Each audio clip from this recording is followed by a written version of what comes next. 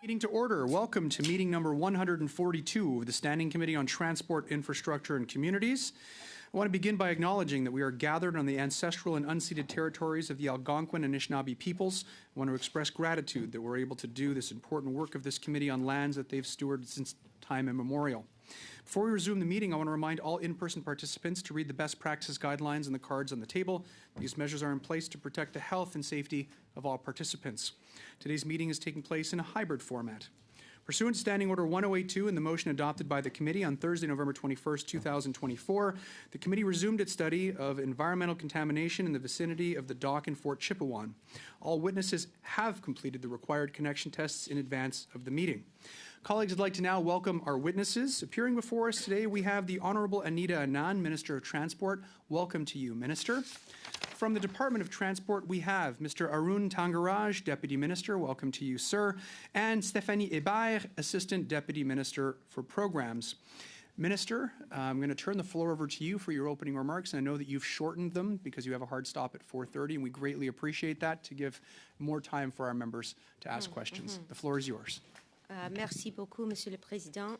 Thank you very much, Mr. Chairman, and thank you all to the members. And for speaking to these issues, I'd like to thank the committee for its work. I'd also like to thank the Fort Chipewyan Métis Nation, the Athabasca Chipewyan First Nation, and the Mikisew Cree First Nation for their testimony and for their work as well. I'm going to forego my remarks, Mr. Chair, in the interest of time so that committee members have the greatest opportunity to ask their questions before I have to leave. Thank you very much, Minister. So we'll begin our line of questioning today with Mr. Lawrence. Mr. Lawrence, the floor is yours, sir. You have 6 minutes. Perfect. Thank you, Minister, for appearing. I was actually questioning Minister Freeland, and she referred to, I believe it was a ritual jousting. That is not my intent today. My intent is to have an honest dialogue that is hopeful and hopefully in some small way moves reconciliation along. So my first question is as follows. We heard shocking and disappointing testimony from local Indigenous leaders on Tuesday. They, of course, were beyond frustrated and concerned about contamination at the Big Dock. Minister, first of all, I think it's important that we have a shared, agreed-upon facts. Would you agree with the Indigenous leaders and the toxicologists who testified on Tuesday that the Big Dock and the immediate vicinity is contaminated? Based on the evidence that we have, there is no risk to human health. The 2017 study needs to be updated, and I have established a single point of contact at Transport Canada to be the person, in addition to myself, so that we can undertake this work in consultation with the three nations. The toxicologists, though, and the Indigenous leaders were pretty clear that it is contaminated. In your own letter, you agreed it is contaminated. You would agree, though, that the Big Dock and the immediate vicinity is contaminated. The focus that I have right now is to ensure that we are addressing the concerns of the three nations, and yes, we need to make sure that the area and any contamination is addressed, and I'll ask my Deputy Minister if he has anything to add. No, I think the report's clearly, the evidence there clearly outlines the issues and the contamination on the dock and the water lot. In those reports, we took into account the various uses. And as the Minister said, we are committed to moving forward and addressing those. And so, according to the toxicologist on Tuesday, she disagreed that you had properly, or the consultant, not yourself, but the consultant had appropriately taken into consideration the uses. And I'll just quote from her testimony. The main technical inaccuracy identified in my review of the risk assessment conducted by third-party consultants, which would have limited its usefulness, is managing health risks and determining remedial objectives, which has the stated intent argument is that the consultant incorrectly classified the site as commercial use, effectively limiting the assessment of human exposure, which is inaccurate given the reliance of the community members on Big Dock and their traditional way of life. So, in other words, what the toxicologist is saying is that there are different standards, understandably so, for a commercial dock versus somewhere where people swim, where they fish, and even where they drink the water. Is it your evidence that there is an assessment that is accurately taking this in, and you disagree with the toxicologist that this has been held to the same standard as a recreational or area where the fishing and swimming goes on? So the reports that I have read agree that there has been contamination, while at the same time stating that there's no evidence of harm to human health. But what I want to do is to update the 2017 study to ensure that this evidence is updated and to ensure that the three nations have the opportunity to engage in the process themselves. And that is a commitment that I made to them during our first call, during our meeting yesterday. I've given them my personal phone number, and it must be done in partnership, utilizing Indigenous methodologies as well. I appreciate that, and once again, I repeat, my objective today is not to point fingers, but I think it is important to establish the fact that none of the reports conducted so far have taken into effect the recreational use and the traditional way of life of the nations that have utilized these waters since time immemorial. There is a purpose to doing the update so that it is done in partnership with Indigenous communities and they can ensure that the study covers the issues that they want. The 2017 study did take into account swimming, fishing, and boat launching. It is common practice to update such studies every 5 to 10 years, but updating must be done in terms of consultation, and that is my commitment as minister. As soon as I came into this portfolio at the end of September, I wanted to make sure that the Fort Chipewyan Métis Nation, the Athabasca Chipewyan First Nation, and the Mikisew Cree First Nation knew that I was very serious about taking their concerns into account. Thank you, Minister. My other significant concern, other than the contamination, is the lack of notification. Yeah, we did receive correspondence from Transport Canada. However, the Transport Canada correspondence simply showed that environmental assessments were provided in a database that was only accessible for a week. It lumped in with a large amount of due diligence surrounding the divestiture of the Big Dock. Was there any specific contamination? Did anyone pick up the phone? Did anyone go and visit any of the nations and say, hey, we've got a serious problem where your children are swimming, where you are fishing, there is significant contamination? There were 12 historical reports, and there are attempts now to do better than we have done so far. Of course, I just came into the portfolio a little over 2 months ago, but I've stressed to my department, who are here with me today, that we need to be more proactive going forward, and we need to make sure that the reports are made available as soon as possible.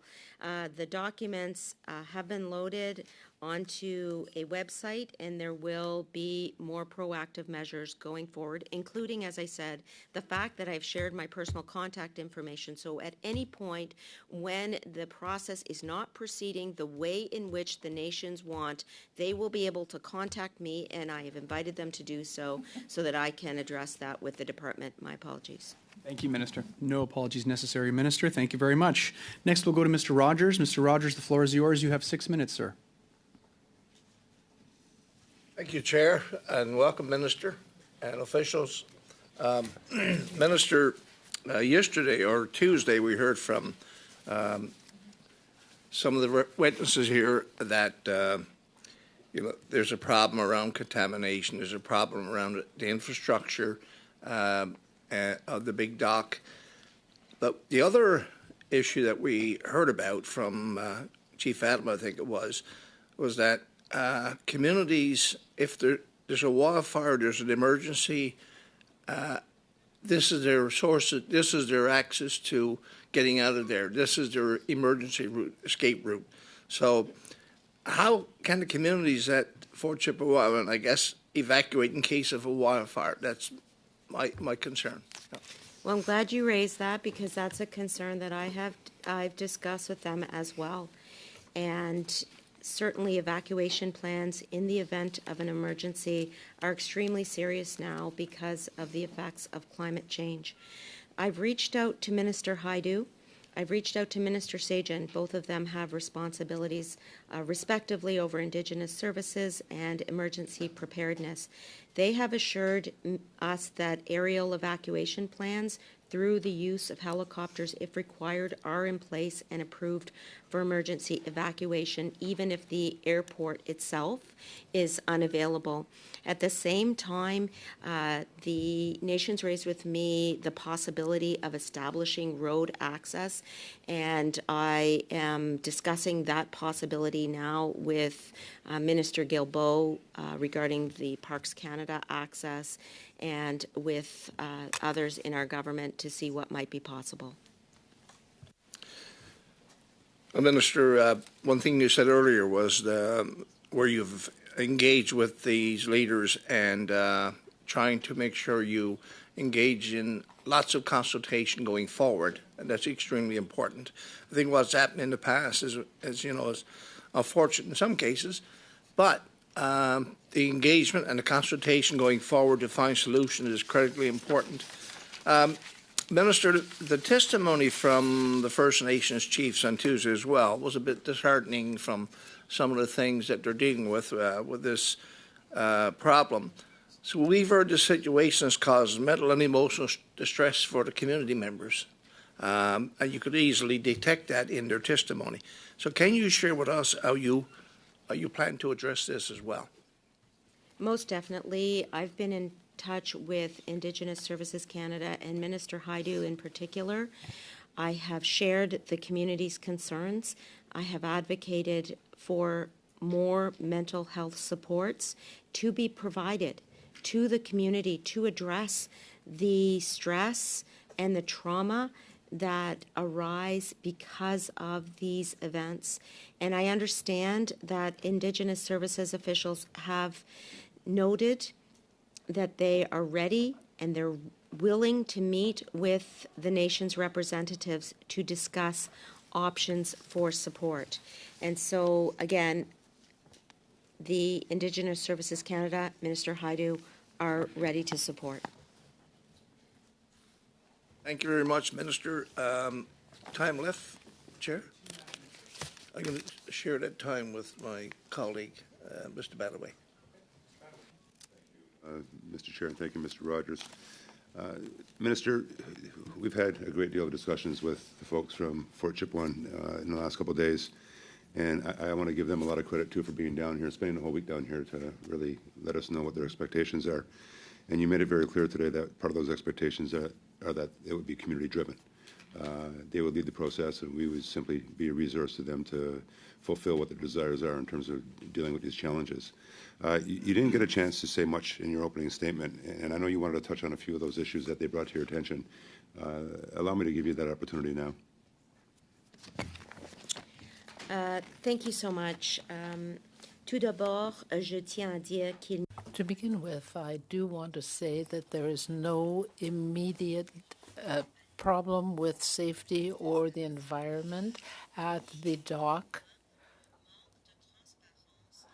The lack of transparency and communication with the Chipewyan and other communities is unacceptable, and this is the issue that I want to address. assessments are the next stage of updating the 2017 study.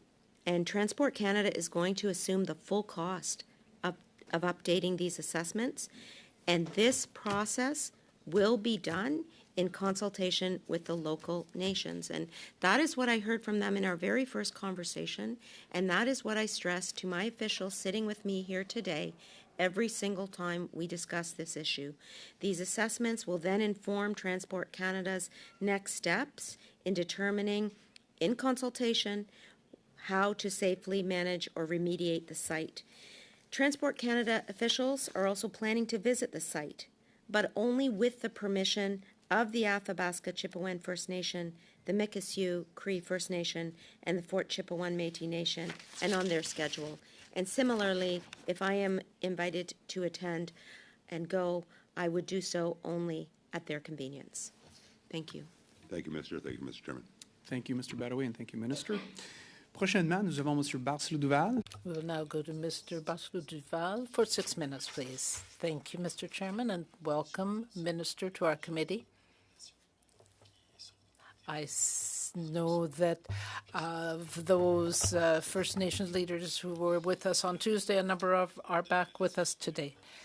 During Tuesday's meeting, we had a toxicologist who indicated that, in her opinion, the types of analyses done by Transport Canada regarding contamination around the dock were not the appropriate types of risk assessment because they were really for a dock that was used commercially rather than one that was used for swimming and fishing and so on. The representatives, you are saying that there is no danger to human health, but there is contamination, and given that the risk assessment wasn't based on the actual use by the communities, are you still comfortable saying there is no risk to human health?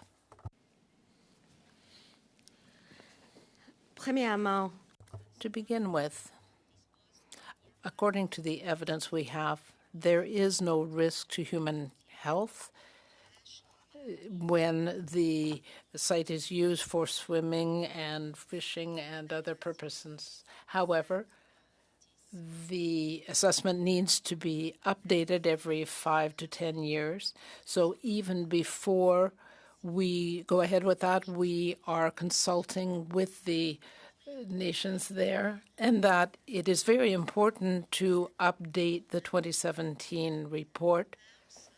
But in doing that, we have to act in consultation with the Indigenous people. Thank you. Given what you have just said, would you be personally comfortable swimming there with your children, say? oui. Yes, I would be. My children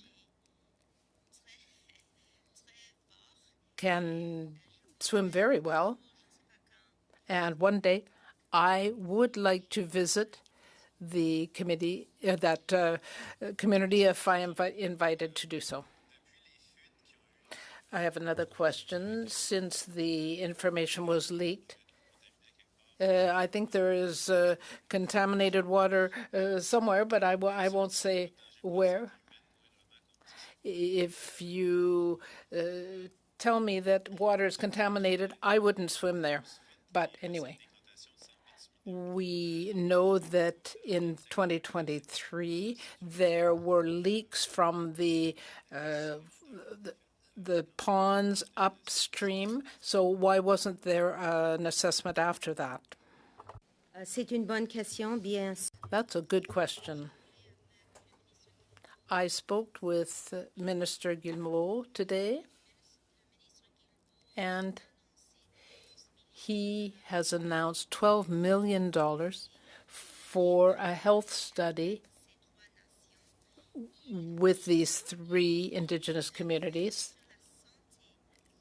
to assess the risks to people's health of the Athabasca oil sands activities. So that's very important. So that is going to be addressed. Are you concerned about the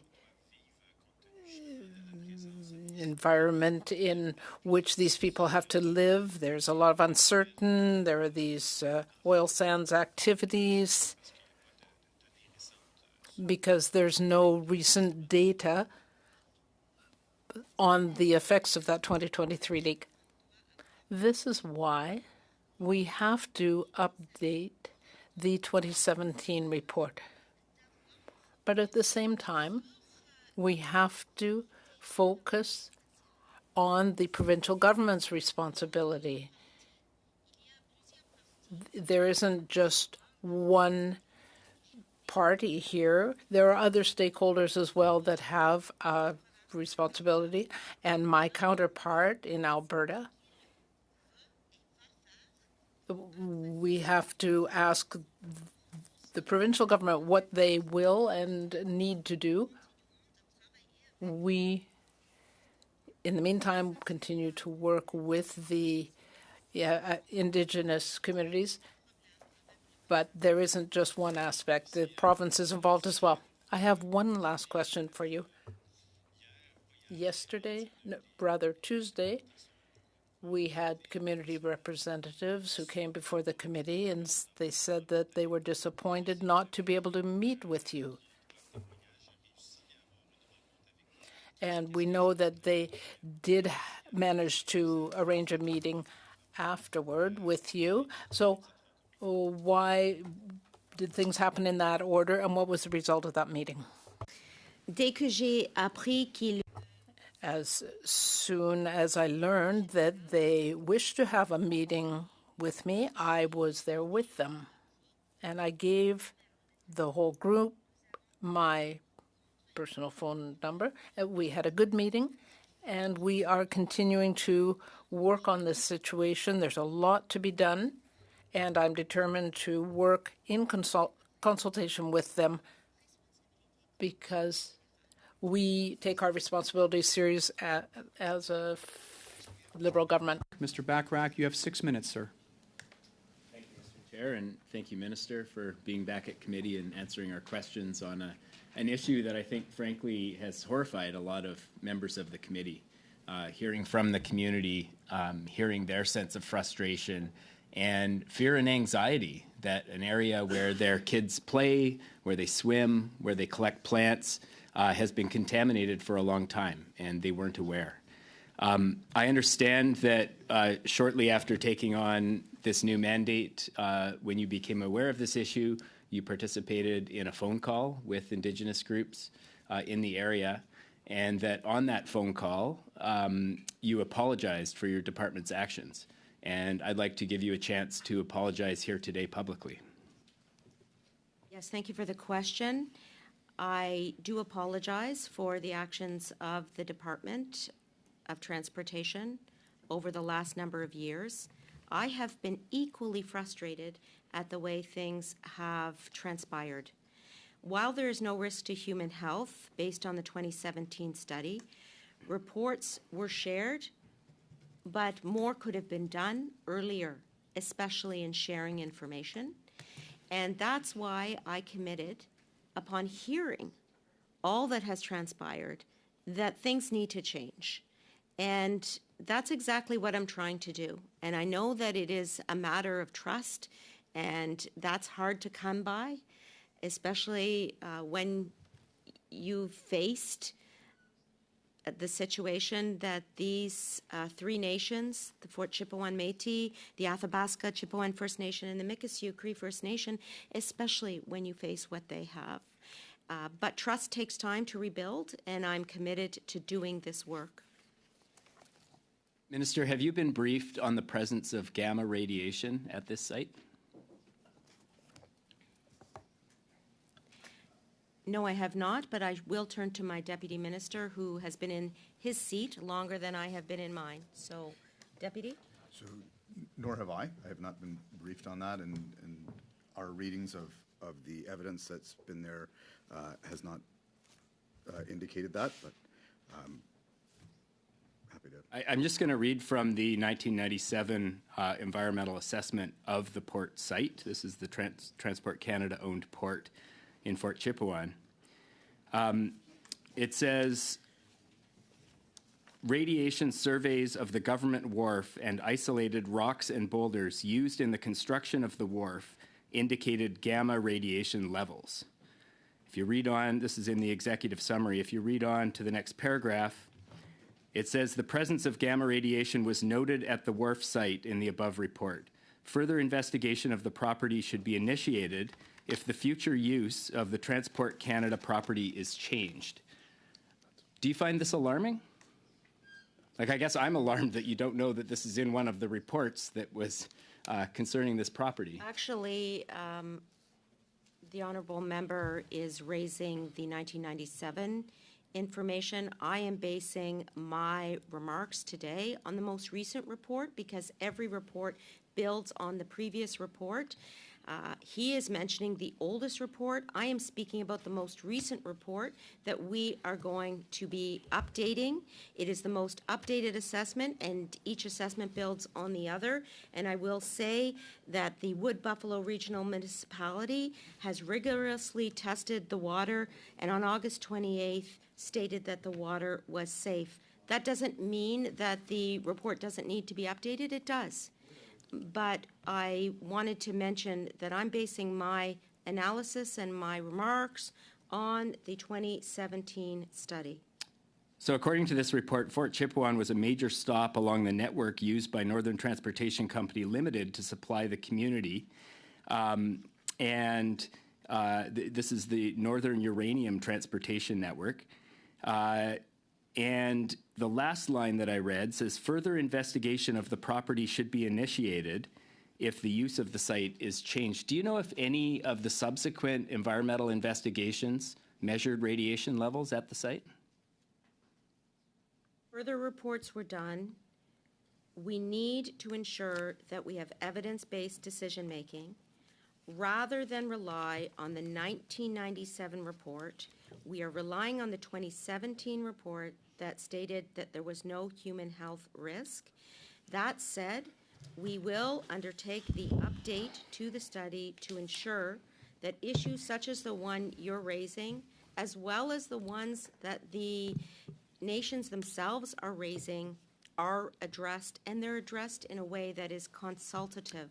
Using the 1997 report is not evidence-based decision-making. Minister, here's what's infuriating. The investigations that you're mentioning specifically scoped their work to avoid certain human impact pathways. This is what we heard from the toxicologist. We have a 1997 report that shows there was radiation on the site, and yet none of the subsequent reports measured radiation. And they did that because they limited the scope of the investigation to limit the liability and the responsibility of your department to clean up the site. And the question is, did any of the now, if you do an environmental assessment report, I would hope that you would read every previous report concerning the state of the site that you're studying. Are you saying that the environmental consultants didn't actually look at the 1997 report that showed radiation? I'm going to allow the minister to respond, but very short answer, please. Well, of course they did. And we always take responsibility for our sites. And I think it is incumbent upon us all to ensure that we do our best for the communities going forward. And that's my goal.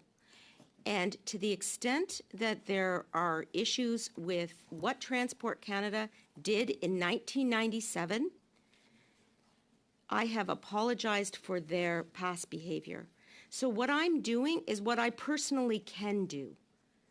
And I will continue to stick to my guns in terms of ensuring that a proper process in consultation with the nations occurs. I am making the decisions now. Thank you very much, Minister.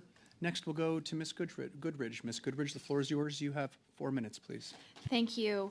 I'm just going to get right into it. Has anyone from the Department of Transportation prior to 2024 ever explicitly shared details about the dock contamination with the Athabasca Chipewyan First Nation, Mikisew Cree First Nation, Fort Chipewyan Métis?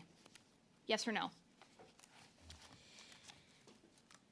There has been, of course. Other than sharing a scientific report, has there ever been explicit sharing of the contamination? There has been historical sharing of reports, and I will ask my colleague to specify exactly what was shared. So the reports would have been shared in the context of conversations with regards to divestiture, and in that process, we disclosed. And so were the reports that were available at those times would have been shared. So the first bundle that would have been shared would have been the Phase 1 Environmental Site Assessment Report. Thank you. But so did you ever explicitly say there is contamination that we know about at this site? Yes or no? It's very clear in the No, no, I'm reports. not asking about in the reports. I'm asking, The one did you thing- ever explicitly state in any emails, any phone call, any correspondence with the community that there was contamination? Excuse me, because there was no risk to human health, the community, on my understanding, was not notified. But Okay. now that I'm in the chair, I know better. And that's why I gave my personal cell phone number to the communities here, because I know that I would share it regardless.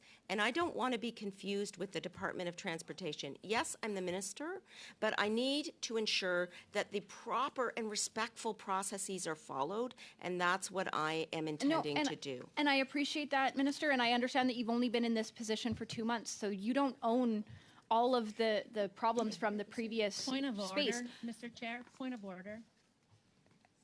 We're going to stop your time, Ms. Goodridge. Yes, Ms. Koutrakas, on your point of order. I'm sorry, you know, for some of us that are on virtual, if we don't allow the minister to finish her response, it's very difficult for us to follow. So I would kindly request that we wait and give the opportunity for the minister to finish her answers before interjecting. Thank you.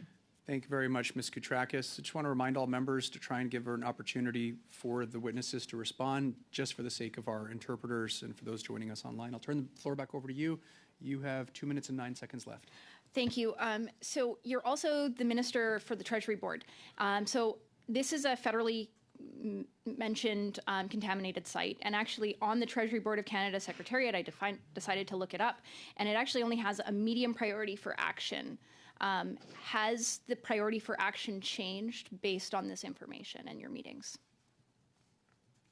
Priority that I have adopted as Minister of Transport is that there is an urgent need to address this issue.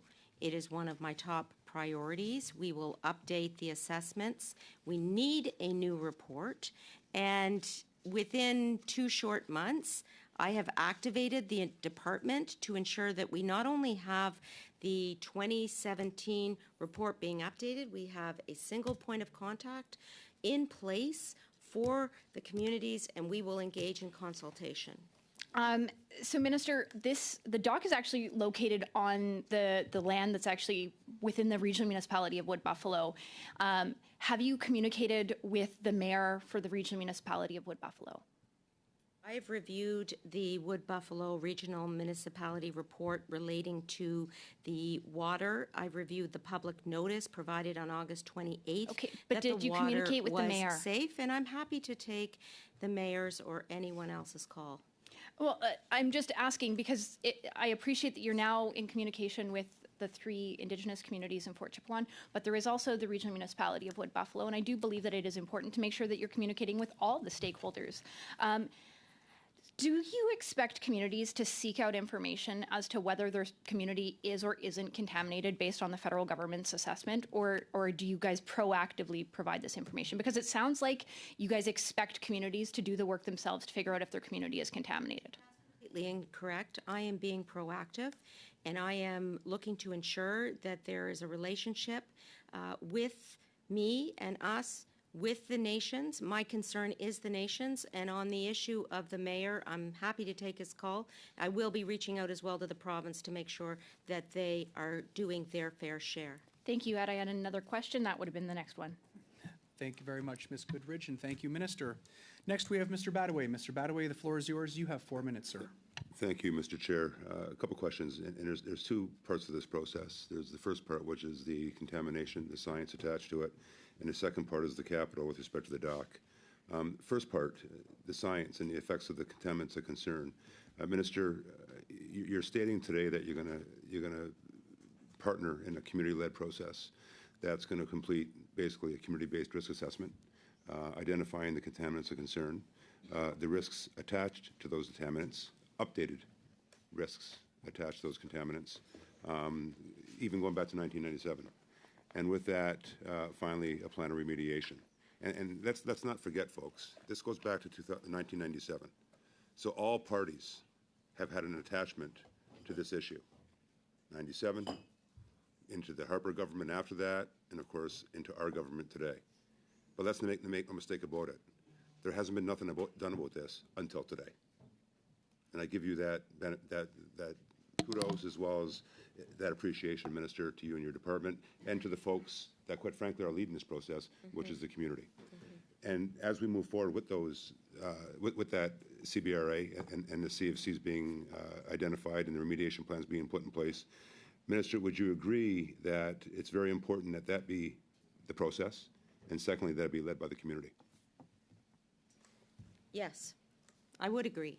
And in fact, the reason why I wanted to get on the phone as soon as possible with the Three Nations was that I wanted to make sure that I heard them. And that's, again, my commitment, consultations.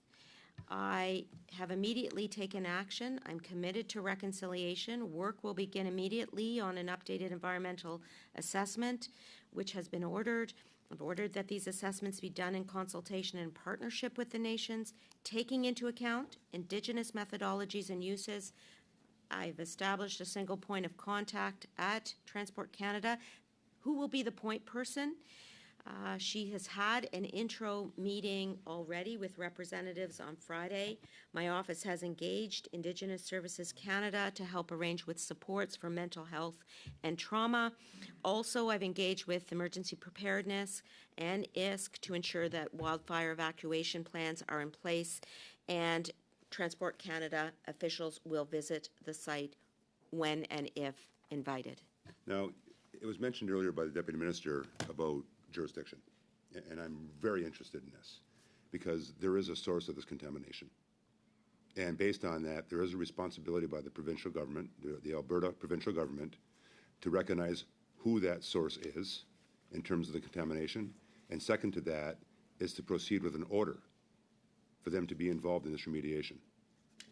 Has that started yet? And has that conversation happened yet with the province of Alberta? Well, I'm really happy that you raised the issue of the source, because we do need to identify the source of any contamination, and that is the reason why I will be reaching out to my provincial counterpart as soon as possible. I have spoken with my deputy minister and asked him to draft that letter and to arrange that communication, and so that is in process right now.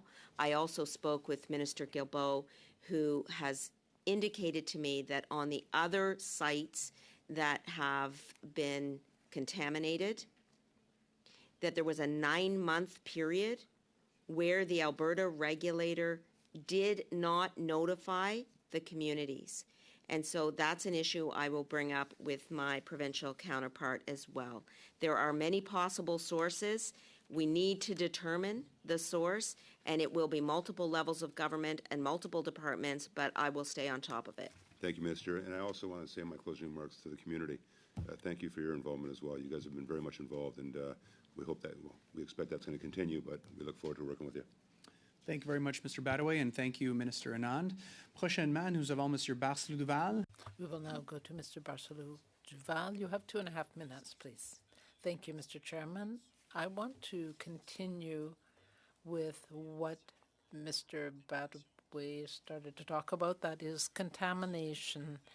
We can take for granted, I think, given what we were told by the toxicologist last week, that these contaminants are the same types as would be found in the tailings pond at the oil sands facilities. Since we're going to expect to have activities in the oil sands for the longer term, there are no doubt quite a lot of other communities that might well be near tailings ponds and might be at risk of the same types of contamination. In fact, the situation could be even worse. So are you not concerned about these populations that live near these tailings ponds. Then you mentioned that the provinces have a responsibility, but the federal government is spending billions. Oui. To begin with, yes, I am concerned. I am troubled because we have a number of situations where more assistance is needed. I want to make sure that the required work is done, and I will be in contact with my counterparts, as I said. And then there's the $12 million, which is how much Minister Guilbeault has confirmed will be earmarked for this health study. We have a responsibility, and we are taking our responsibilities. But this is also an issue for all levels of government, everyone, and so we have to recognize that there is a lot of work to be done. Thank you, Minister. Thank you, Mr. Bassou-Duval. Mr. Bachrach, the floor is yours. 2 minutes, please. Thank you, Mr. Chair. Minister, your statement earlier that there's no evidence of risk to human health is a challenging one, I think, for the community. And what we heard from the toxicologist at our last meeting was that the findings were really shaped by the design of the investigations and this designation as a commercial site. And what she told us was that the consultants only looked at 2 exposure pathways, and those were groundwater ingestion and vapor intrusion. And we know that there are other ways that the community could be exposed to risks. Now, if those studies had been designed to consider a broader suite of potential exposure pathways, is it likely that it would have shown risk to the community? And perhaps another way to put that is, if the site use changed to a place where the community gathers plants and swims, if that was the site use, not a commercial use, but that use, would the risk to human health be different? Monsieur le Président, this is the very reason why we need to update the study. The risk assessment considered the following potential human exposure pathways: potable groundwater ingestion, indoor vapor inhalation, outdoor vapor inhalation, ingestion of country foods, and direct soil contact, as well as direct sediment contact. But there's more work to be done, and we need to be using Indigenous methodologies and approaches.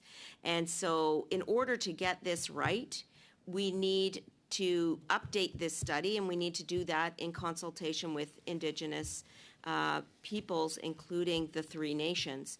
So I want the nations to be comfortable. I want to make sure we do it according to their approach and their plan. That's my commitment to them, and that's what we will continue to ensure happens.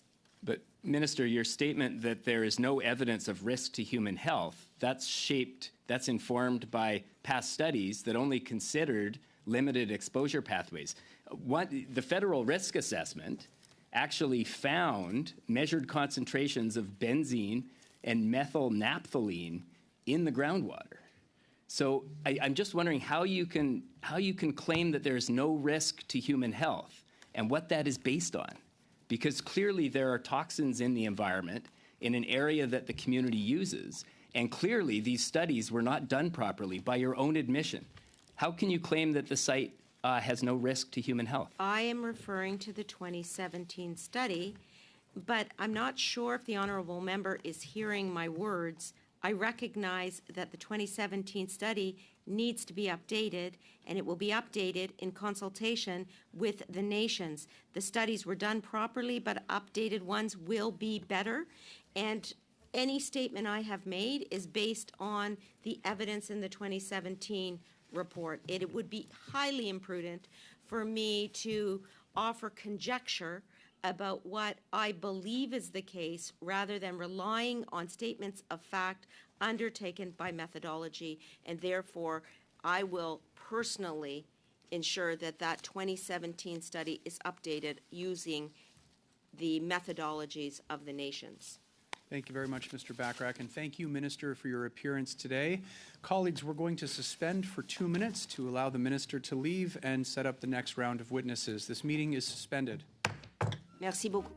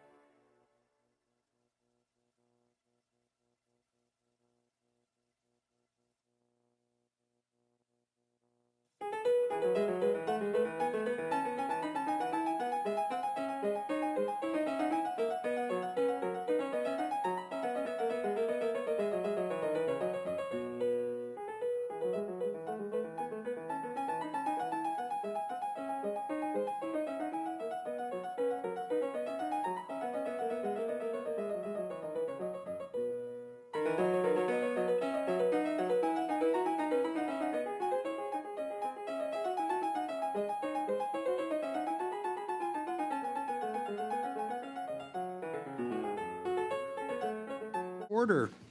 Colleagues, joining us for the second half of today's meeting, we have from the Department of Indigenous Services, Ms. Jennifer Wheatley, Assistant Deputy Minister, First Nations and Inuit Health Branch. Welcome. Nelson Barbosa, Director General, Community Infrastructure Branch. Jennifer Mercer, Director, Environmental Public Health Division. Welcome to you three. From the Department of Environment, we have Mr. Seth Kane, Director, Contaminated Sites Division. Welcome to you, sir.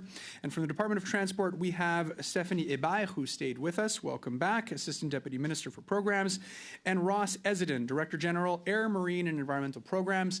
My understanding is that you do not have opening remarks. So with that, I will turn it over to our first questioner today, and that will be Mr. Lawrence. You have 6 minutes, sir.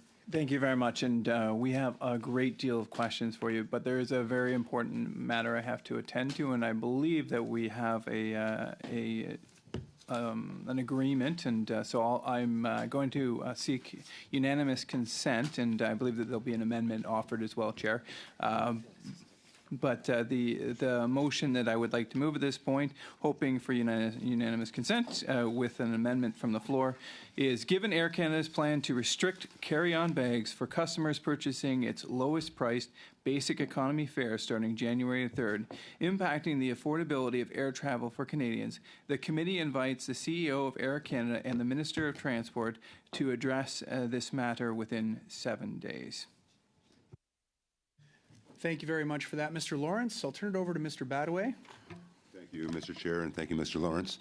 I think the only amendment that I'd like to add to that is, especially because a lot of other companies are actually participating in the same direction, is to add all the companies, not just Air Canada, but all the airline companies, the carriers, to the motion.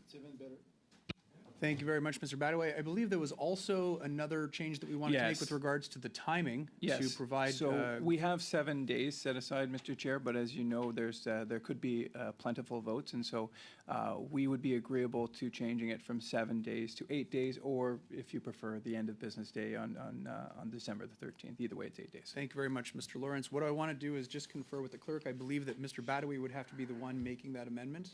So, Mr. Badaway, is that an amendment you'd like to propose? I can, but the only caveat to that is that there is a reality attached to the minister's schedule. Yes. You know, she's trying to fit everything in before year end.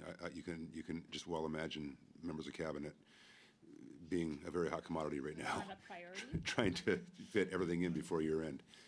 So just physically, it would be difficult.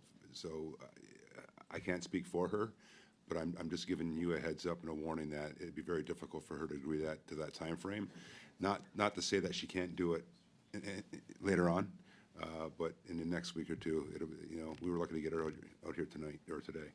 But so that's the only caveat that I have to that. But other than that, I'm fine with it.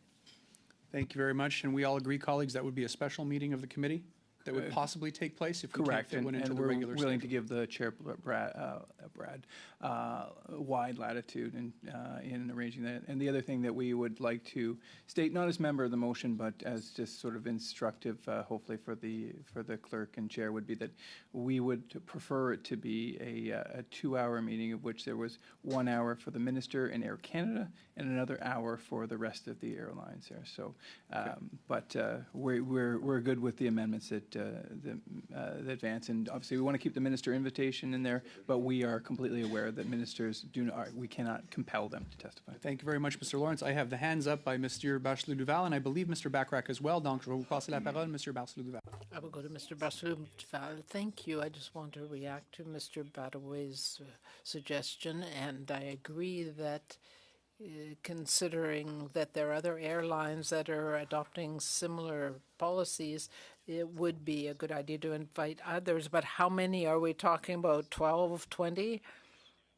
Perhaps we should just list the main ones, the Airline Council, Air Transat, Porter, WestJet.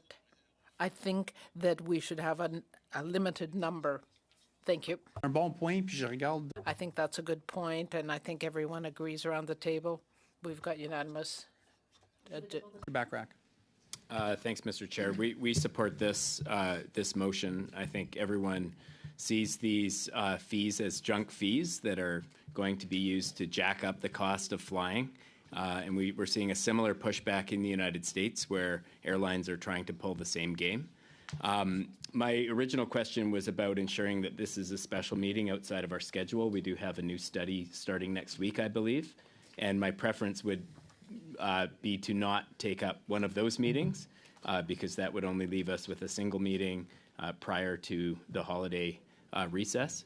So yeah, so I think everyone's willing to work extra hard in the lead up to Christmas. So if we can get an extra meeting outside the schedule for this matter, that would be appreciated. And then the second point was just around naming the specific airlines that we want to show up, because my understanding is that not every airline has these pricing practices.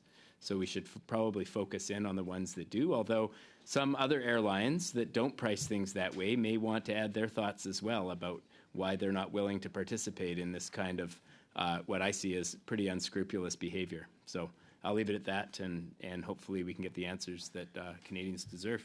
Thank you very much, Mr. Bachrach. One thing that I did want to point out was that we're giving what is, I believe, 8 days' notice to the companies to send representatives. We're asking specifically in the motion, correct me if I'm wrong, for the CEOs. Are we limiting it to CEOs? If the CEOs can't make it, then the companies could respond by saying the CEO is not available. Should we say the CEOs or designated representative? They would probably send a vice president, but if we say CEOs and specifically ask for the CEOs, yeah, Mr. Lawrence. So on a number of those, on the points from Monsieur Duval, we agree that it should be the three top airlines. So we, in terms of a limited amount, we quite frankly, this is something that Canadians take very seriously, and there's been a tremendous amount of outrage, and so if we are the people's house, and if the people want the CEOs of the airlines to be here within 8 days, they should be here. And quite frankly, it's a violation not of my privilege, but of the Canadian people's privilege if they can't make their time within 8 days. So, thank you very much, Mr. Lawrence. Just to be clear, colleagues, we're looking at Air Canada, WestJet, and Porter. Okay, thank you. I'm going to turn the floor over to you, Mr. Badaway. I would even go one step further, and I agree with Mr. Lawrence. You know, there's no question that this is very troubling. Quite frankly, it was troubling when WestJet started doing it, and now we have Air Canada following suit, and we want to make it very clear to Porter, and I'll even go as far as even inviting Air Transat to hear what those concerns are. You know, domestically, this is beyond concern. So to have WestJet, Porter, Air Transat, and of course Air Canada here to speak about this. I'm not here to throw snowballs at anybody. I'm just here to express the concerns by the people that we represent, and to ensure that they hear it loud and clear, and of course to speak for it in terms of the decision that they're making, and of course with that have a good dialogue to make sure that the concerns that the residents are expressing to us as their representatives are heard loud and clear by all the major carriers. Thank you, Mr. Badaway, and I'll turn it over to a final note by Mr. Bachrach. I know we have to get back to this important matter at hand. I'm just wondering, we have a 2-hour meeting. We have room for 2 panels. Do we have room to include a passenger advocate? Because this is a consumer rights issue, and I think just hearing from the airlines and the minister means that we're not going to be hearing from anyone that represents the passengers who have to pay these junk fees. And my preference would be that, if at all possible, that's me, yes, I do my best, Vance, but if at all possible, that we also invite Gabor Lukács from Air Passenger Rights. I know he's no stranger to the committee, and he always brings a detailed and articulate view on these issues. I also know that he's already spoken out about this, so my preference would be that we add him to the list. So my thought would be that we would go ahead with a 2-hour meeting. On the first hour, we would have the passenger advocate, Air Canada, and the minister, and then on the third panel, we would have WestJet, Air Transat, and Porter. And the second hour, sorry, there. So that would be, if that was agreeable to everyone. Was there any particular reason Air Canada would be singled out for the first hour? Air Canada is right now, granted, there, as Vance has said, there are other, such as WestJet, including these junk fees, as I know, but Air Canada is the one who's just recently gone forward. They are sort of the headline right now. And so I would quite frankly like to see the air passenger, I'd like to ask questions of the air passenger advocate with Air Canada there. So, okay. And it wouldn't be the holidays without Gabor Lukács to join us at committee. So, okay, colleagues, so we've all heard the terms. Are there any other questions or comments? Seeing none, do I have unanimous consent to adopt the motion and move forward with the clerk to try and respond to the demands of the committee? Yes? Okay, so adopted. Thank you very much, colleagues, and thank you, Mr. Lawrence. So, Mr. Lawrence, we'll turn the floor back over to you for your line of questioning to the second round of witnesses that we have. Perfect. Thank you very much. And Ms. Hebert, I think we were at agriculture this morning as well, right? It's been my apologies. It was someone else from transport. I want to spend my time though with you, Mr. Kane, as director of contaminated sites. I guess one of the things that really concerned me in this case is that there has been a lack of notification. In the documentation provided by Transport Canada, they included some documentation on the contamination, but it was sort of, I don't want to say hidden, but not easily seen with respect to a due diligence package. The thing that really concerns me, and obviously I'm concerned for what happened to Big Dock, but how many other sites are there where people aren't receiving proper notification? When the government is aware of a contaminated site, what is the process for informing and notifying First Nations, municipalities, and other local residents?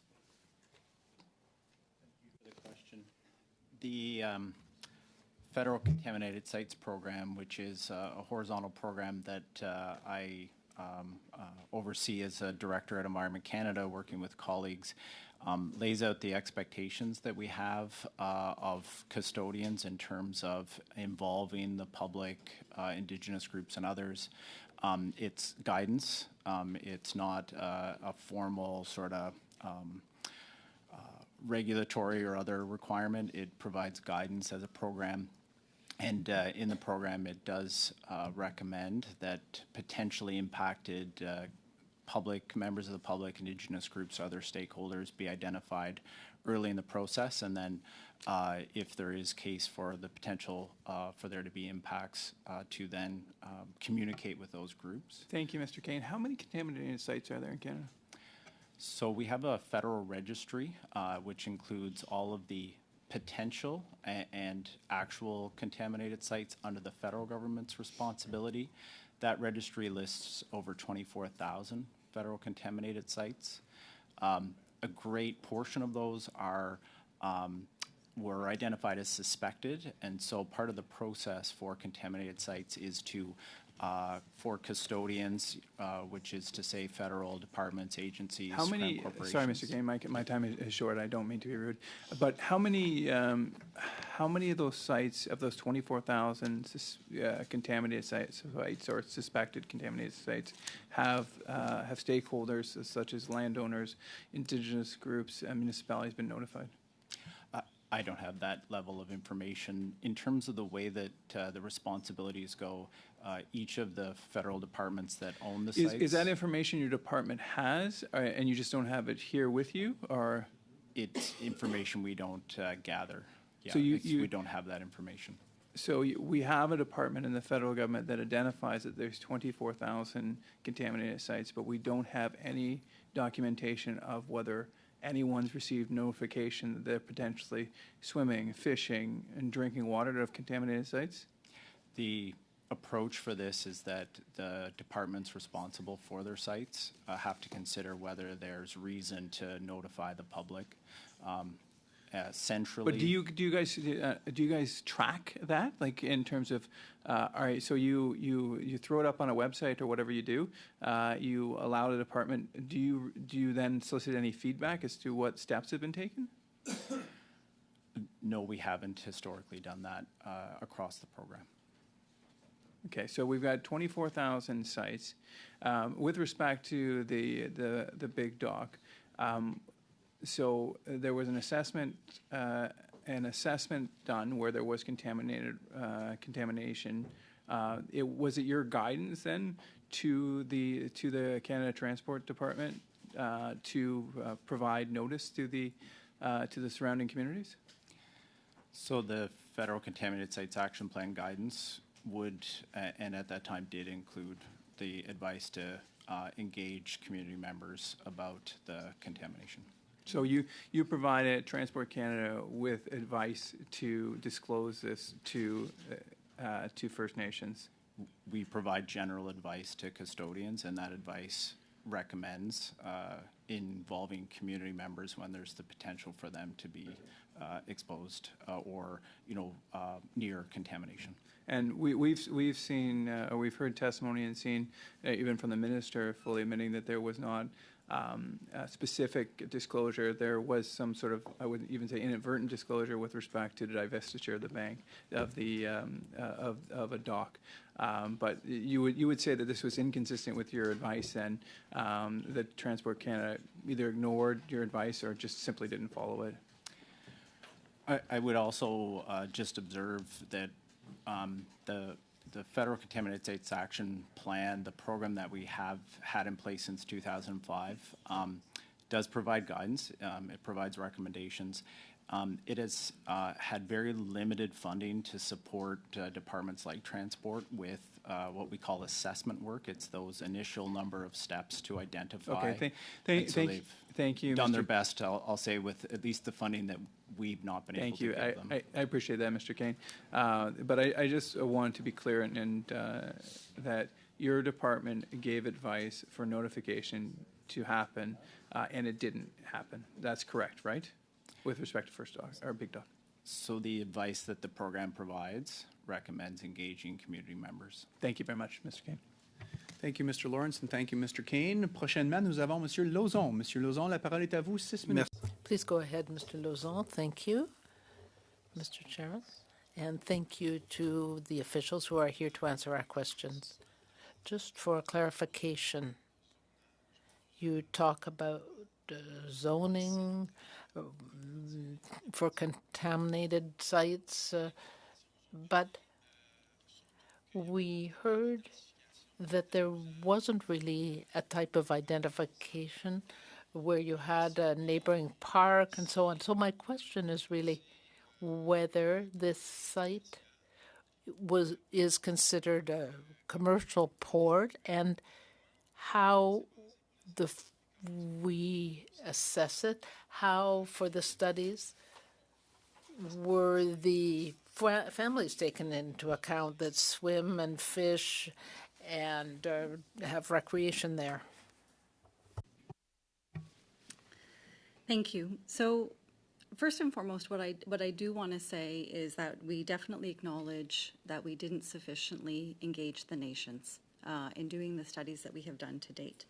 While there was some disclosure that occurred, through divestiture conversations, I think that, what we've learned today and what I really want to emphasize today is that engagement and understanding the uses is really critical, I think, to having confidence in the reports. And I think also just really assuring the community that the human health and environmental health is being protected. When the risk assessment was done, you're correct, it was done using a commercial risk assessment. The other categories are industrial, residential, or agricultural. So although we used a commercial assessment, it was, for lack of a better term, a commercial plus, where it was used to consider, to the extent that we knew, and again, we should have validated, the uses of the port, so fishing, boating, swimming, as well as any sort of traditional uses, and that was taken into account. And what I would say is that as well, in terms of looking at potential exposure, it was commercial, but it was, very sort of precautionary frames were used to really, sort of make sure that the risk analysis was robust. And I think that that's sort of areas that, we can improve upon. And over the course of our testimony, happy to sort of unpack a little bit some of those exposure pathways, some of the frame of what, the commercial would have looked like. I think as we have a better understanding of, how the community is using the port, how the nations are using the port, we may need to shift that assessment from a commercial assessment to a residential assessment. Il passe rapidement, mais My time's going quickly, but do you see a difference between the impact of a study, or rather the impacts if you take a commercial port approach or another? Is there a difference in the consideration of human impact? And I think, like, at the end of the day, our understanding is that there wasn't risks to human and environmental health, taking into account all of these. And we did look at a number of things in the risk assessment. There was, I think, two really important recommendations. And so one was the concern with regards to groundwater and proximity of wells. And so there, a search was done in terms of wells, and it's really important of the wells not being in proximity to the site. And so a verification was done that there was none in 60 meters, is usually the amount that is established. None were in proximity. And we validated that against the Alberta well inventory.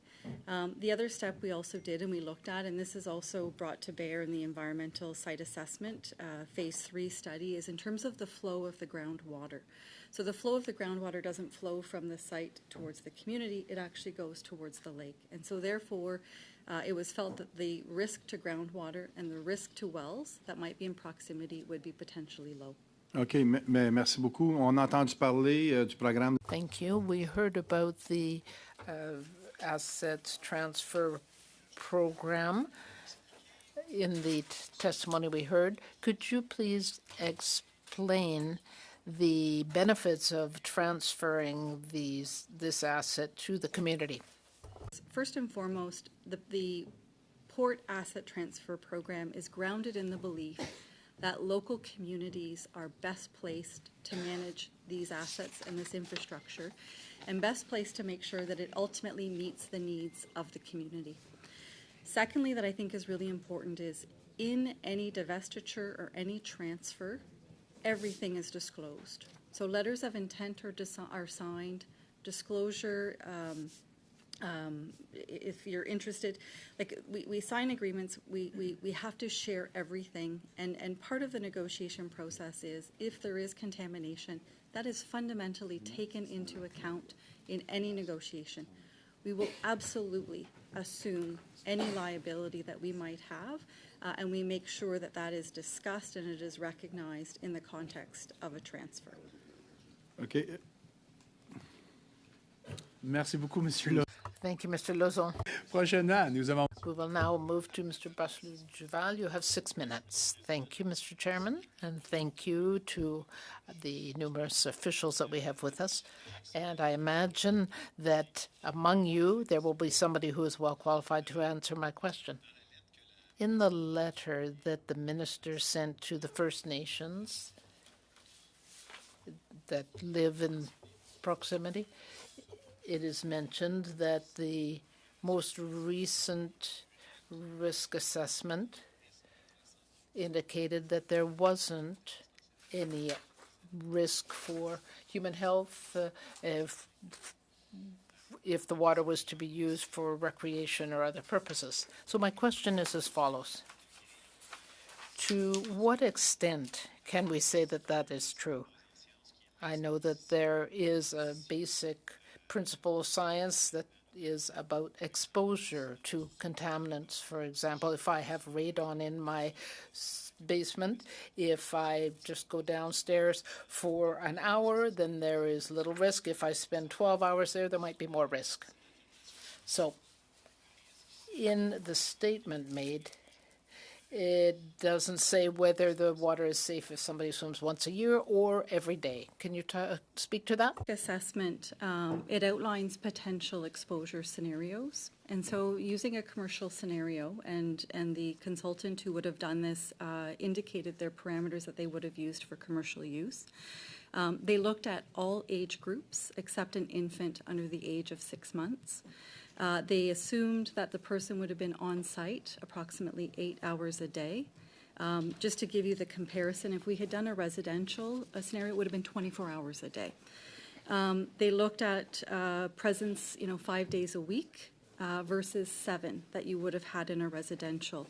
They looked at 52 weeks a year, but they did annotate that though, and again, it was to be precautionary.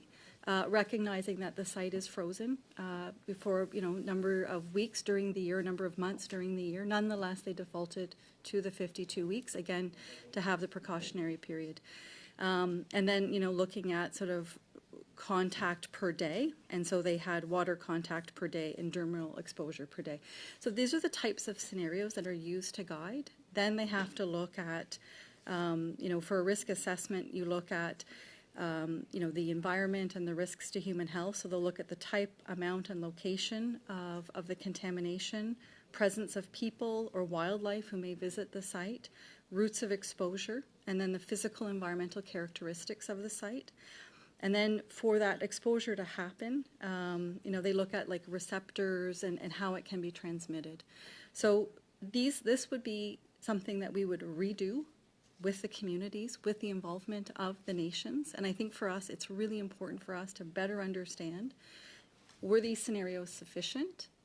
Did we take into account sufficiently their interactions with the site? Things like, community foods was considered, but it's important for them to... Donc, si je comprends bien, vous avez besoin... So if I understand correctly, you need to reassess to see whether the premises that were underlying the report really met the realities of the use, and that's one aspect. The other is, as you mentioned, this statement made in the document would be true for somebody exposed 8 hours a day, or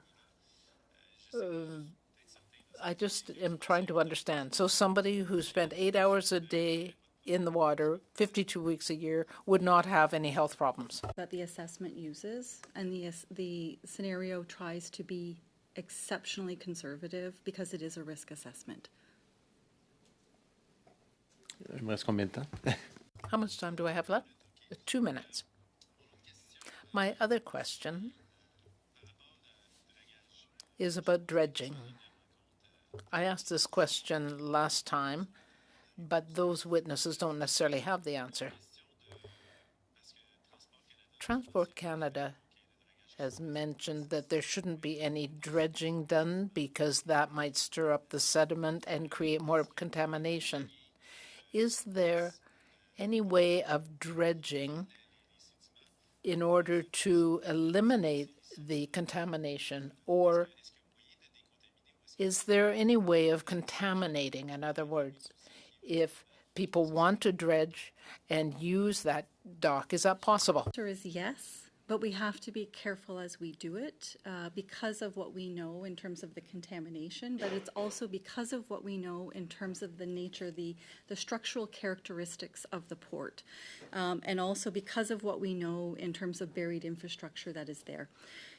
So specifically, this is something that we would have to plan really well to make sure that we do it appropriately. We'd have to plan it well to make sure that we are properly containing any contamination that is on site.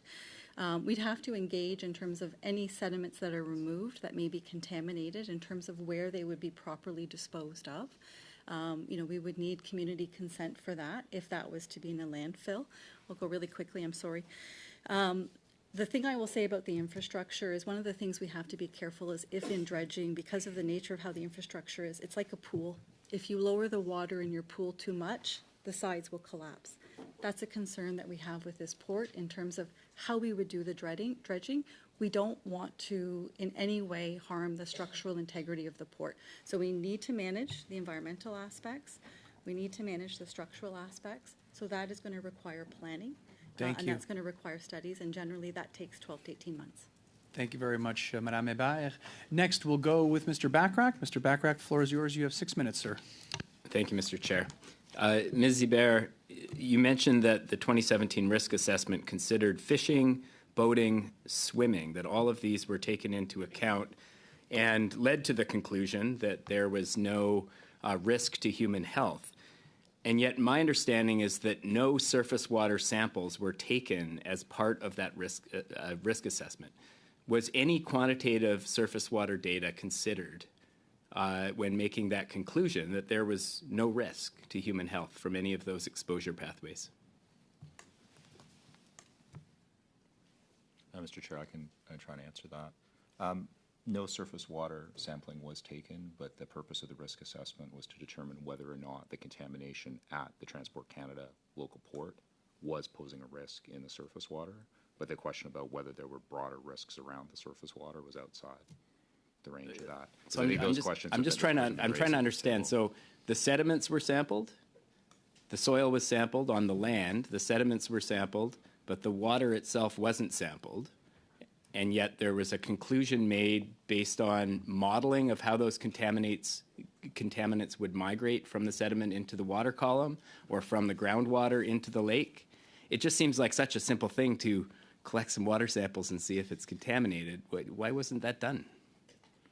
Yeah, I'm not sure. I can read you what the report says about that, but it is along the lines as the members described. I think this is also one of the areas, again, in the fact that we get to update the risk assessment, and this is, we regularly update the risk assessments. This is one of the areas that we can possibly look at. This is an area where we would want the province as well to participate with us in that assessment. But in terms of like looking at when the risk assessment looked at contact with sediment and contact with surface water, and again, it's a risk assessment. Fundamentally, what it concluded was because our port is quite small, when you think about the broader lake, the risk of, sort of exposure and that contamination risk was deemed to be quite small. So that was the frame that was used. The concern that was expressed by the toxicologist that appeared before committee was that the companies that the government hired and the companies that typically work in this space, many of them are hired to assess away the risk, to scope their studies in such a way that the outcome of the study is minimal risk, because minimal risk comes with minimal obligation to clean it up. You see what I mean? And so this seems like one of the central problems with this approach of hiring certain consultants, scoping studies certain ways, and having this hands-off, do your thing and tell us if there's a risk to human health approach. So, I'm just trying to characterize what we've heard from the independent toxicologist. Now, more concerning is that the Athabasca Chippewa First Nation contacted the Prime Minister's Office, Indigenous Services Canada, DFO, Emergency Preparedness, over 30 emails and phone calls about dredging. This is the community's sole access point for evacuation, and they're unable to use this transportation infrastructure, and they're making all these calls, and they got absolute radio silence in response. And it wasn't until they went to the media and rang the alarm bells that all of a sudden the government starts scrambling, and it's like, oh crap, we have to manage this situation. Like, how is the committee meant to understand that all throughout the summer these First Nations are trying to get a hold of you to talk about this critical transportation infrastructure, and they get absolutely nothing back? What does that say? So, Mr. Chair, I appreciate and I acknowledge the frustration of the nations, and I think that the minister was very clear in her testimony that we have some work to do to rebuild trust with the nations, and so I do wish to acknowledge that.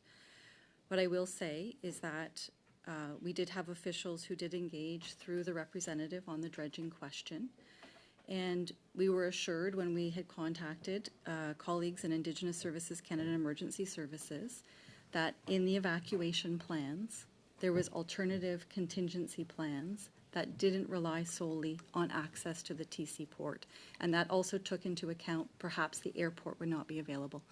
So with that assurance, and we weren't contacted as well either by those who are the entities responsible for the evacuation. It was on that basis that we said that we wouldn't be able to proceed with the dredging on an emergency basis. The other reason why we said we couldn't proceed with it on an emergency basis was for the reasons that I had previously outlined, Mr. Chair, in terms of, like, it's complex in terms of doing it. Dredging has to be planned really well. The nature of this port and the surface infrastructure makes it more complex for us. And so, we would need more than a couple of months to be able to tackle this request. Yeah, but I understand all that, and I think those are important considerations. It still doesn't excuse the fact that it took them going to the media and threatening to dredge it themselves, to which the department responded that they would throw Chief Adam in jail if he tried to dredge the port. It took all of that for you folks to get back to these nations and say, here are the issues with dredging and here are the challenges. Like, it's such a statement about the state of reconciliation that First Nations express concerns and they just get radio silence back. And I don't know what to say about that. It's so incredibly frustrating. And I see the red card, Mr. Chair, so I'll cede the balance of my time to the next questioner. But Thank baffled. you. Thank you very much, Mr. Backrack. Ms. Goodridge, that means you get an extra 7 seconds. So use it wisely, madam. The floor is yours. You have 5 minutes. And 7 seconds. Thank you. And actually, to follow up on the questions, ACFN contacted the Prime Minister's Office, Indigenous Services Canada, Department of Fisheries and Oceans, the Emergency Preparedness Ministry, asking to dredge the dock for many years, like not just in 2024. This has been an ongoing issue in this community. And at no point were concerns regarding contamination ever brought up. Why? So I think what's really important is, going forward. But let's look backwards a little bit. Like this has happened. So why did you guys choose not to inform the community? So what I would say is that previously, the way the department would have worked, we have to remember this is like 2017, some of the studies were done in 2013, 2014. We did notification on 3 bases. So one is if we knew that there was an active treaty claim, then there was a notification that would have been done because it could affect the exercising of rights. Secondly, if we were in divestiture conversations or transfer conversations, it would be disclosed. I'm not going to argue the point about whether or not we sufficiently disclosed through that process, because I don't think that that's productive, and I don't think that's what the committee wants to discuss today. Thirdly, if we had studies in our possession that indicated that there could be a risk to human or environmental health, then there would be an engagement. So we have very limited time. So when the First Nations, we had fire all around us in northern Alberta. There was threat that the airport was going to be shut down. At that point, the First Nation decided, you know what? We're not going to listen to the federal government anymore. We're going to take matters into our own hands. We're going to hire our own company and do this dredging ourselves. And the email they got back from Indigenous Services Canada said, and I quote, "There is significant potential liability involved in dredging it." Then they proceeded to say that they were going to charge the chief, both criminally and civilly, if they proceeded to dredge it. At that point, why didn't you decide to tell them that the concern about dredging it was because there was contamination? So the concern about dredging wasn't just about contamination. There was also concern about the structural integrity. Then why wasn't that part shared? Because I've got the email. There was nothing shared about the structural integrity. There was nothing shared. And up in northern Alberta, we do a lot of dredging for a lot of different reasons. There's dredging that happens in the oil sands on a regular basis. There's dredging that happens of the Snai in downtown Fort McMurray on a regular basis. There is a lot of dredging. There's a lot of engineers in Fort McMurray. So we have the capacity to do a lot of dredging. We actually have a lot of equipment up in the oil sands region because of the oil sands. So the ability to do this exists. Why was no information given to the community as to why they couldn't dredge? So my understanding was all of this was articulated in a letter. Including the contamination? With the Point of order, Mr. Chair. would have been cited. Sorry, Ms. Goodridge, I'm going to stop you at 3 minutes and 30 seconds, and I'll turn the floor over to Mr. Iachino. Mr. Iachino? For sake of translation and also for sake of getting a good coherence response from the witnesses, I think it's important we ask a question that we give them time to respond and not to intercept and while they're responding, so we don't understand what are they responding to anymore. So if it's possible. Thank you, Mr. Iachino. I'm just going to remind all members to try and allow the witnesses to respond, but also, more importantly, to also ensure that we're giving the time for our witnesses, for our interpreters to properly translate in both official languages what is being asked and what is being responded to by our witnesses. Ms. Goodridge, I'll start the clock again. You were at 3 minutes and 30 seconds. So I guess, was the contamination shared when you shared why you couldn't dredge? It's my understanding that would have been articulated in a letter in response to the request. But I think the issue before us is how do we better engage in these types of studies and going forward with the community to rebuild the trust. And I think that's where we would really like to focus with the nations. I appreciate that. So, Ms. Hébert, could you table with this committee that letter that shared the contamination? Because the letters that have been tabled up to this point with this committee do not actually stipulate or show, do not say the word contamination. All it shows is the environmental reports. And it is worth noting that only 2 of the 12 that the minister said existed were actually shared. So could you please table that with the committee? Absolutely. So we are in the midst of doing document production, and we'll make sure that that is there. And what I do want to qualify is the letter was sent to the representative who was hired by the nation to interact with Transport Canada. So when you see it, it won't be to the First Nation, but it'll be to the individual who was authorized. Was any communication given to the municipality, the regional municipality of Wood Buffalo? Because this dock is actually on municipal land, not on the First Nations land. So was any communication given to the regional municipality of Wood Buffalo or to the province of Alberta? The conversations would have focused on, is there alternative routes? Are there contingency plans in place to support emergency evacuation? And how critical was the TC Wharf to those plans? And what we were told was that there were other alternatives, and they were not contingent upon using the Transport Canada So port. just respectfully, someone in Ottawa in their ivory tower not going to the community does not actually understand the needs of the community. And so when the community is saying, we need this, the fact that Transport Canada chose not to listen is very disappointing. Thank you very much, Ms. Goodridge. Next, we will go with Mr. Yakino. Mr. Yakino, the floor is yours. You have 5 minutes, sir. Thank you, Mr. Chair. So this problem occurred under the previous government, and for 10 years that they were in power. What was done, and what instructions did you get, and what was taken from that period of time and forwarded to the 2017 report? Was anything forwarded to the 2017 report? So was there some action, and what action was done during those 10 years that they were in power? Or was there simply an inaction, and why? So what I will do is I'll speak generically in terms of how we manage these kind of situations. So in this particular instance, so you're asking in terms of what information would have been shared? Is that correct? Or work that was done? So what was shared, what was done, what was told, what directives did Transport Canada get from the Conservative government? What was your role? And going forward too, in 2014, there was an offer. The government made an offer to sell this port. Why? And why was it rejected?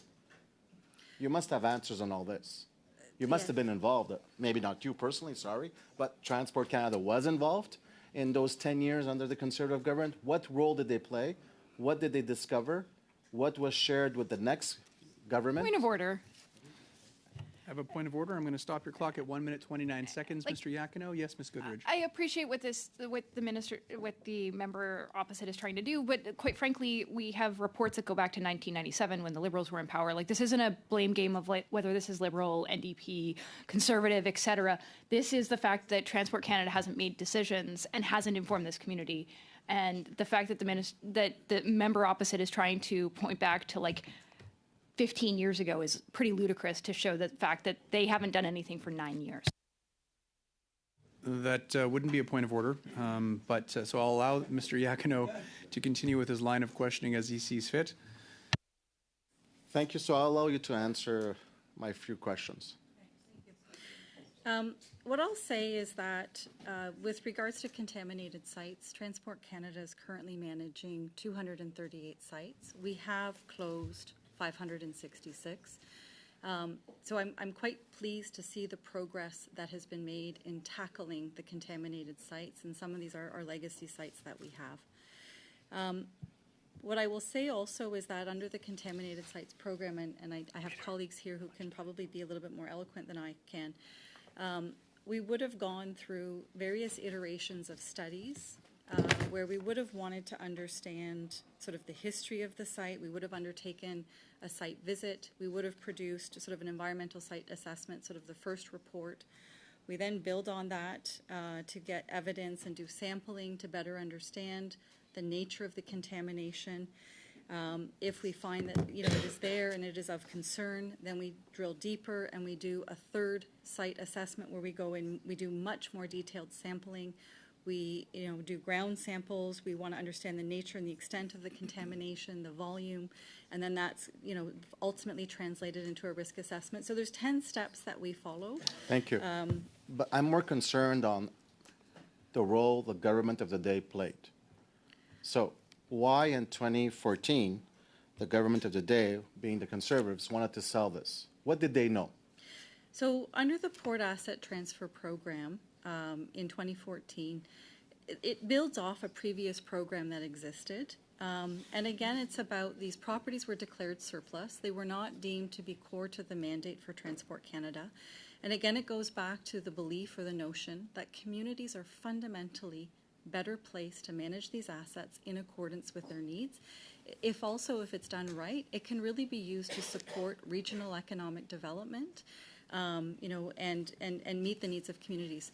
So with the Port Asset Transfer Program being created, and it built off of a previous program whose name escapes me, that became the opportunity for us to initiate negotiations for this site, but as well as a number of sites throughout the country. And then we would have followed the process that I previously mentioned that would have included the disclosure of information about the characteristics of the site, so site assessment, as well as with regards to the contamination.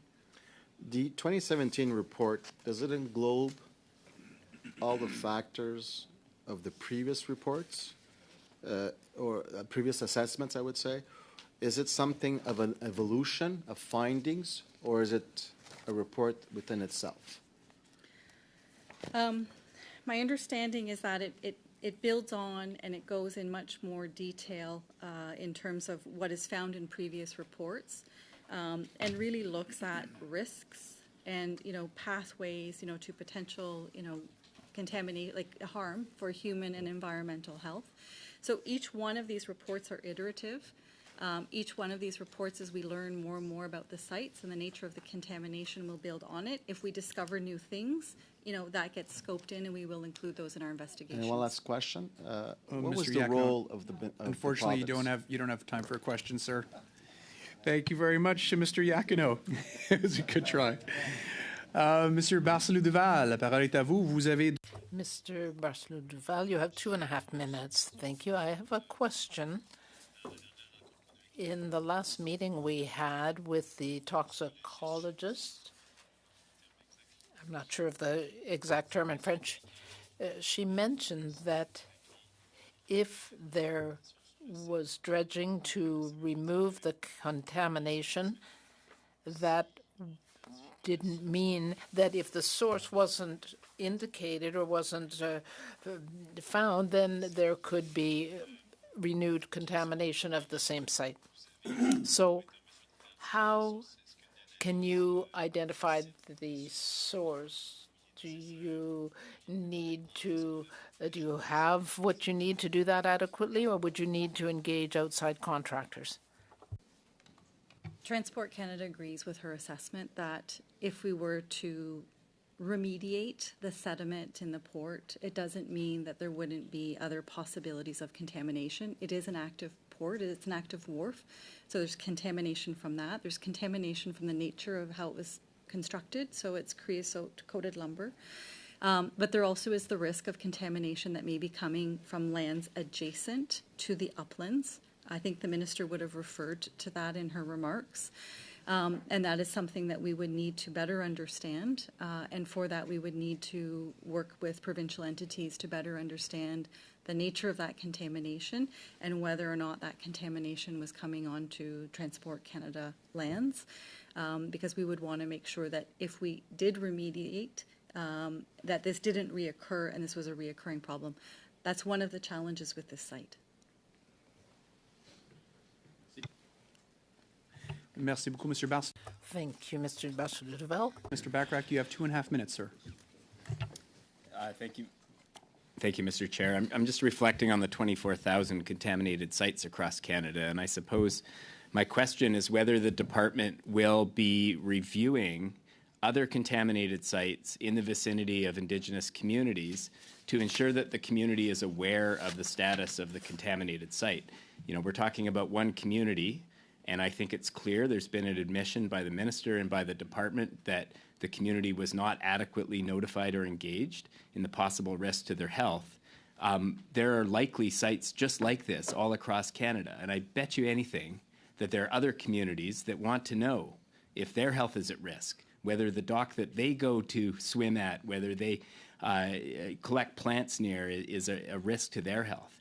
Is the department currently doing a review of all similar infrastructure and every contaminated site that's near an Indigenous community to ensure that the community knows that it exists? Because in this case, the community wasn't aware of the contamination, and I think that's really troubling.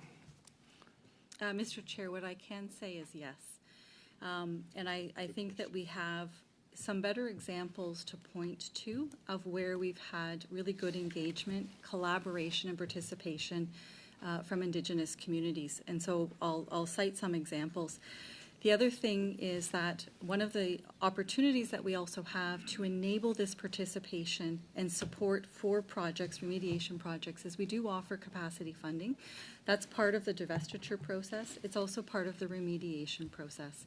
And that's to allow communities to play a role in the way that they wish to participate in the process. So it's either done through grant or contribution funding or through contracting funding. And it can be things like monitoring, helping with the, Indigenous knowledge transfer and understanding. So what I can say is for Victoria Harbour remediation, complex project, multi-year project that we have been at, we have been engaging with the Songhees and the Esquimalt nations and really working closely with them. We've actually been using vehicles through Indigenous Services Canada to be able to provide that capacity funding to the nations. And this would be one where, their contributions and their support has really been invaluable, I would say, to the success of this project. Similarly, with the Portneuf wharf demolition. I think our chair's trying to cut you off. Apologies, Chair. It's okay. I have no powers. This is what I realized. Red's really. Thank you very much, Ms. Hébert, and thank you very much, Mr. Bachrach. We'll go to a lightning round here, 3 minutes for Ms. Goodridge and 3 minutes for Mr. Badaway, and we'll begin with you, Ms. Goodridge. The floor is yours. Thank you, Mr. Chair.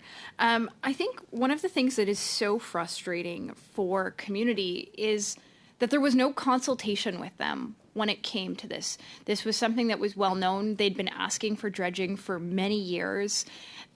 Sufficient information was not provided to them, because I can guarantee you that had you told them that you had concerns regarding contamination at that site, their attitude would have changed and their solution would have been different.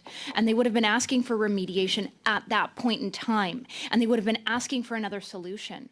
So why not consult with the communities? So, Mr. Chair, we do want to, and I think that in this instance, that will be really important going forward with the nations in Fort Chipewyan. I agree, but you didn't, and you guys failed, and you failed community. And this is the part that really frustrates me in all of this, is that we're sitting here in a space where most people in this room can't imagine the type of isolation that we're talking about in Fort Chipewyan. We're talking about a community that is accessible by a Cessna airplane and a winter road for a couple months, and in the summertime you can jet boat up or take a Cessna. That is the options. And so that TC port is something that is very important for a community to get in and out of. And so then when the threat of the airport being shut down, that means there is no way out. And the answer given to them was helicopter. How, like what, are we talking like 300 passes of a helicopter to evacuate 1,200 people out? Was that the solution given? So Transport Canada is not responsible for the emergency evacuation, so I can't speak to the approach that was given. What I can say is, with the updated guidance for the federal contaminated sites, we have updated our practices. Before, we only would have notified if there was a risk. I think now what we would do is when we are starting studies, either in phase 1 or phase 2, we would involve nations in the scoping of those studies at the outset.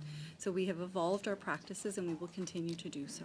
So will you commit now to proactively reaching out to any community, First Nations or otherwise, that is impacted by a contaminated site? Yes or no? Yes. So you are proactively going to reach out to every single one of the 24,000 contaminated sites that are within Transport Canada's ownership? So within Transport Canada's ownership, we have 238, and our objective is to work collaboratively with the communities, including the nations. So when it's Thank you very completed, could you much. table that with committee? Sorry, I didn't hear the question. When the community consultation for all of those 238 have been completed, could you table that with committee? So I'm struggling with the question because in many instances that's ongoing. In many instances, these are multi-year projects. It's not just a one-time consultation. This is an ongoing work that we need to do. Thank you very much, Ms. We'll find Ebai. a way to best report to the committee. Thank you very much. I have Mr. Badaway concluding us off today. Mr. Thank you. Badaway, you have 3 minutes, sir. So basically, I want to make it very clear that all parties that have governed since 1997 have failed. This government is now succeeding by working with the communities, as well as putting a process in place, which is what I want to touch on. Ms. Hebert, well done, and to all your team, well done in terms of actually identifying what has to be done. Phase 1, Phase 2, and hopefully a Phase 3 EA, which gives us the history. It'll also give us the sources of those contaminants based on that history.